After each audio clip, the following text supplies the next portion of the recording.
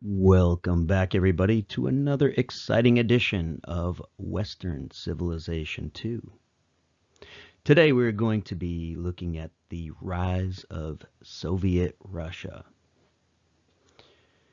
The question will be, how did the social, political, and economic conditions in the late 19th and early 20th century Russia contribute to the revolutionary upheaval that culminated in the 1917 revolutions? Okay, so grab a pen and paper, a tablet and keyboard, and let's get going. We'll start our story back in 1815. As you may remember, 1815 marked a triumphal moment for Russia. Its forces had first turned back and then defeated Napoleon Bonaparte, whose armies had ravaged Europe for decades, ending not only Napoleon himself, but the French Revolutionary era. As a result of this stunning victory, the Tsar and Russia in general entered 1815 with immense amounts of prestige. In the subsequent Congress of Vienna, the Tsar and Russia were one of the major powers at the table. The Tsar was a member of the Holy Alliance, and Russia, on the surface, was about to enter a great time. Now, as part of the war settlement, France had to submit to a occupation by Allied forces for several years while the new government was being put into place. Some of those troops that were going to occupy Paris in the aftermath of the war were Russian troops. And while there, some of these Russian troops began to acquaint themselves with Western culture, Western ideas, and particularly some of the French revolutionary ideas. And they would ultimately bring these back to a Russia that was very different from the country they were occupying. Russia in 1815 was a Tsarist autocracy. The Tsar ruled as an absolute monarch. The idea of any kind of representative government was far into the future. Russia had the most rigid class structure of any of the European powers. It was still a land, even in the 1800s, that was dominated by a noble class called the boyars, and a large impoverished serf class below them. As a founding member of the Holy Alliance, this ultra-conservative alliance of European powers, along with Austria and Prussia, the Tsar stood ready to oppress any signs of dissent. He operated a powerful secret police force. The Tsar very much saw himself as guarding Russia and the Russian Orthodox Church against these new ideas that were roiling the West. Yet, despite all of these precautions, ideas began to enter into Russia. Many of the soldiers and officers who had been inspired by their occupation in Paris began to adopt some of these ideas themselves, liberal ideas, and in some cases even more radical ideas. They were very frustrated by the Tsar and by his autocracy. They wanted a constitution, and they tried a failed coup in 1825, making a demonstration outside of the Tsar's palace, which was put down by loyal troops, and many of these conspirators were killed, and it would lead to a conservative backlash. Okay, and so more than ever, the Tsar became suspicious of any ideas that were liberal or revolutionary. He cranked up the secret police force, purged members of the military that he suspected of being complicit or affected by these ideas. And so, as Russia was retreating further and further into conservatism, time was moving on in the rest of Europe. Britain first, and then many of the other countries of Western Europe began to industrialize. Their economies became less agrarian. Their political systems started to develop in a more democratic direction. New technologies, new weapons came out. And Russia found itself lagging behind many of these developments. And this came to a head during the Crimean War of 1853 and 56. Without going into too many of the details of this war, the war pitted France, Britain, and the Ottoman Empire against a Russia that was seen as expansionistic and encroaching into the Middle East. So normally, up until this point, the European powers didn't ally themselves with the Ottomans, but they saw Russia as a big enough threat that they did. And this war, I should say, went disastrously for the Russians. Western European ships were able to enter into the Black Sea region, where the Crimea is located, with modern guns, modern weapons. They were able to project power into Russia's backyard. Russia was hampered by the lack of transportation and communication. It didn't have any developed railroads. It didn't have an industrial base. And its falling behind really came to a head under this war. It was a giant embarrassment for the Russians, who had still been resting off of their laurels. It featured a Napoleon defeating them this time, Napoleon the Third. And so it was a massive disaster for the Russians. And it really called into question this idea of isolating and suppressing new ideas. And so, in response to critiques from reformers, Russia began to modernize. In 1861, Tsar Alexander freed the serfs. Reformers argued that if Russia was ever going to industrialize, serfs would need to be freed so that they could begin the migration over into cities. The Tsar also attempted to bring in some new industries into Russia, experts in railroad construction, and began to try to bring Russia into the 19th century. Now, it's important to remember that this was a top-down process in Russia, but that it did begin to industrialize very rapidly in the late 19th century. More than in even other places, oftentimes, though, industrialization occurring at a breakneck speed in a country with little rights tended to be even more brutal than it was in the West. Urban centers began to form, a large proletariat class working in miserable conditions.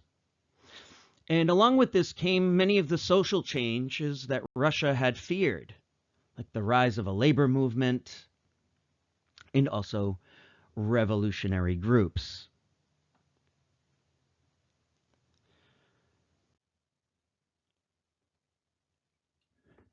Throughout the late 19th century, revolutionary sentiments were on the rise in Russia. A rising proletariat meant the rise of socialist and Marxist parties. In Russia, with its lack of political rights, though, these parties and their arguments about inequality made their arguments were even stronger. In other words, in a place like Britain, with its tradition of slow reform, a lot of times the more strident arguments of Marxist groups were blunted. But in Russia, with its incredible wealth disparities, with its lack of human rights, oftentimes even these most radical messages found a ready ear. Furthermore, some of these Marxist and anarchist groups were violent, and it even led to the assassination of a czar and some other government leaders. So the late 19th century is a time of rapid industrialization, but also a lot of tension in Russia as it tries to catch up to the West at breakneck speeds. Disaster struck for Russia in 1904, 1905, though. Russia, now expanding into the Far East, butted up against another new and rising power, the Japanese, who had quickly begun to industrialize themselves in the latter part of the 19th century. And this war went disastrously for the Russians. The Japanese, with their modern navy and modern weapons, were able to easily overcome the Russians in the Far East. This was a great victory for the Japanese and a blow to Europeans who believed that non-European powers were inferior. But it was especially a blow to Russia and its own prestige. And it set off revolutions across Russia. People went out into the streets. There were protests against the Tsar, calls for a constitution and his reforms. And so to appease this group and these revolutionaries, the Tsar in 1905 agrees to a constitution. All right. He's going to create a Duma, or a parliament, that is going to have some powers. It's going to be limited, but it's going to be the first time that Russia gets a representative body. Now, this was enough to overcome the immediate crisis, but it did little to resolve tensions. Many people weren't fooled by this move and realized that even this Duma was not particularly representative. And so with Russia still reeling, it made the fateful decision of entering into World War I. Now, at first, there was a rally around the flag moment for the Russians, as there were in many places, but these patriotic feelings and these nationalist feelings soon broke down as tensions mounted. All right. The war effort in the East was particularly brutal. And after some initial successes, the Russian war effort was a disaster. The war not only led to massive losses of life on the Russian side, but it also created economic hardships, which hit the working classes particularly hard. And this further weakened the monarchy, further increased class tensions, and ultimately would lead to revolution. And so in February of 1917, protests turned into a national uprising. The Tsar Nicholas II abdicated the throne. The revolutionaries soon formed a provisional government. And so this would be the more official side of the revolution. All right, so like the Duma was going to take control. But then at the same time, there was more of a grassroots effort. And these were led by Marxist groups. And these small provisional workers' council became known as Soviets. So you can picture it this way. After February, when the Tsar leaves, when he abdicates, within the Duma, there's a movement toward an orderly provisional government. But on the local level, there are worker councils that set themselves up as kind of like rival governments to the Duma. These are led by workers, and many of them have Marxist or at least socialist leanings. They tended to be much more radical. Now, it's important to keep in mind that Russia was still involved in World War I at this point. Just because the Tsar abdicated didn't mean the war necessarily ended. And so as the war continued to go badly, the provisional government and the Duma began to get blamed for it. In the Soviets, these local governments, who had been calling for an immediate end to the war, which they saw as a war between the bourgeoisie powers, the capitalist powers, they gained in popularity as anti-war sentiment swept across the country. One group of Marxists, a group called the Bolsheviks, proved to be particularly effective. Led by their leader, Vladimir Lenin, they worked on overthrowing the provisional government. And they were able to unite these different Soviets together. And in overthrowing the provisional government, they began the period of communist rule in Russia. So they would create a centralized state based on these Soviet models. All right. And the state would soon be called the Soviet Union. All right. And it would be led by Vladimir Lenin. Now, the early Soviet state had a lot of challenges on its hands. And the first thing it did was end Russia's involvement in World War I. To do this, by the way, they had to give up enormous amounts of territory to the Germans. They began to nationalize industries and banks.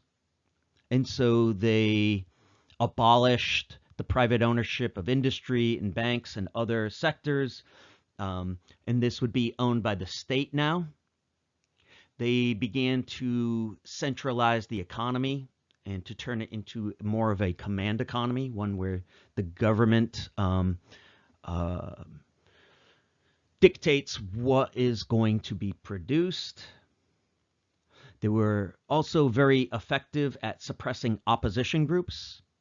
This was obviously a very controversial move, and there were many Russians at the time who had hoped for a maybe more liberal regime to come in, or some even still supported the monarchy, but they were able to suppress all of these groups with a very effective secret police force.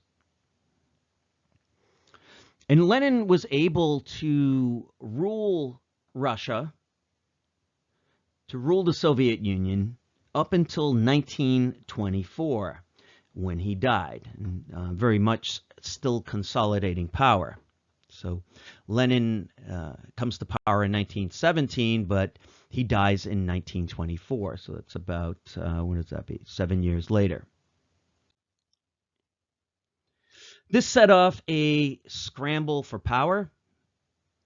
Several of Lenin's lieutenants and colleagues emerged to try to replace him. And in this power struggle, a man by the name of Joseph Stalin outmaneuvered his rivals. Stalin soon began to purge other communists, people, his rivals, people who had supported his rivals. He imprisoned them, he put them on show trial, and then executed them. And so under Stalin, millions of people would be arrested and tortured, and many of them killed. And many of these people were Communist Party members themselves, members of the military, or intellectuals. These became known as the Stalinist purges. Stalin was a very suspicious person, and even people who were almost certainly not out to get him, he would become suspicious of them, anybody with any sort of standing. And so one of the things he began to do is he began to purge members of the military whom he saw as a threat. And this was a really, really bad time, the 1930s, to be doing that, because this is the exact time that Europe is lurching toward a second world war. So Hitler has emerged in Germany at this time, very much a rival to Stalin, very much sees Stalin as an enemy, sees Russia as an enemy. And during these times, foolishly, Stalin is purging the Soviet high command of some of its most talented individuals. Stalin would also go on to create a cult of personality. His photograph would have been everywhere. Loyalty to the regime became the highest calling for Russians, and really reinforced his absolute rule over Russia. Stalin also began to try to kick Russian industry into high gear. He started this with his 5-year plans in 1928. The goal was rapid industrialization and also the collectivization of agriculture. So up until this point, private property among farmers was still allowed, but under Stalin, farms were nationalized and agriculture was collectivized. In other words, you wouldn't work on your own farm necessarily, but you would be working on the state farm to produce food for the state. Now, this was partially successful. Stalin was able to quickly industrialize Russia. A lot of resources were devoted toward it. But it's also fair to say that this was at the cost of massive amounts of disruptions. It led to the deaths of millions and millions of people through displacement. The policy of nationalizing agriculture proved to be disastrous and led to famine and the deaths of millions and millions of people, particularly in the Ukraine. And so the Stalinist economy gets mixed reviews. Yes, he did rapidly industrialize, but at a great cost of human suffering and lives. Finally, Stalin would bring in significant cultural changes. Not all of these are regarded as necessarily negative. So he did promote education. Obviously, this would have been a Stalinist Soviet education, but education nonetheless if we think about where Russia was coming from as a country that was still primarily rural at this time, these are good. He also, in keeping with Marxist doctrine, was gave women equal rights. At least in theory, there were equal rights. As we're going to see, Russia did remain pretty patriarchal culturally, but in theory, at least, women were given equal rights. And the rapid industrialization and urbanization. However, there is a giant caveat with all of this, was that he was also very, very active in suppressing independent thought and cultural expression. So there was a dominant ideology that everybody in theory had to subscribe to, a dominant form of art that everybody had to subscribe to, commitment to the state, commitment to the regime, were all mandatory. And so anyone who didn't conform to these state ideologies faced persecution and often death. There were also very severe restrictions on religion. The Soviet state was committed to atheism, and so whether they were traditional Orthodox faith or other faiths in Russia faced very, very severe restrictions. And this was particularly the case of ethnic minorities. So Russia and what would eventually become the Soviet Union had many, many different ethnic minorities. They were the remnants of Russia's expansion during the 17th, 18th, and 19th century. They had taken in a lot of people. Many of these people, were East Asian or Muslim or Turkic peoples. And many of these people's ideologies were, identities, cultural and ethnic identities were actively suppressed. And so this included uprooting people from their homelands and sending them to Siberia, particularly if they were troublesome, the forced Russification of people, promotion of the Russian language, Soviet ideology, and the like. And so this process was unfolding in the 1930s when Russia was invaded by Nazi Germany. And we're going to pick up the story of the rise of fascism in Nazi Germany and then look into World War II itself in an upcoming lecture. But I wanted to give you some of this background. Okay, so how did the social, political, and economic conditions in late 19th and early 20th century Russia contribute to the revolutionary upheaval that culminated in the 1917 revolutions?